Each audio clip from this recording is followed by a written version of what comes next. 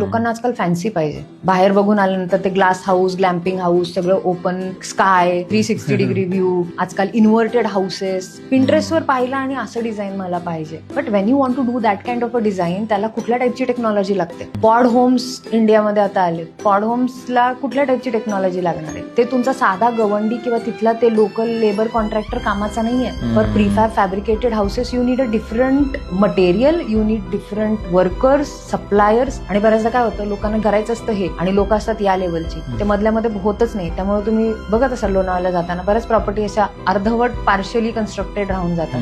कारण बनवायचं असतं काहीतरी, ते व्हिजन मॅच न झालेली लोक एकत्र येतात. ऍक्च्युअल मध्ये लँड घेऊन त्याच्यावर फार्म हाऊस बनवणं आणि फायनली मग मेंटेनन्स हा खूप मोठा पार्ट. म्हणजे असं म्हणतात की फार्म हाऊस पांढरा हाती आणि त्याच्यामुळे लोक घेत नाही. ऍक्च्युअली इथं पण तुम्हाला एक साधी एक मेड फुल टाइम ठेवायची असेल तर 15,000-20,000 रुपये लागतात. तिथं तुम्ही 15,000-20,000 रुपये लावणार. जर ते व्यवस्थित मेंटेन होतंय नाही होतंय, तुम्ही जाताय तेव्हा सगळ्या सर्व्हिसेस मिळतायत नाही मिळतायत, ह्या सगळ्या गोष्टी बघणं इम्पॉर्टंट असतं.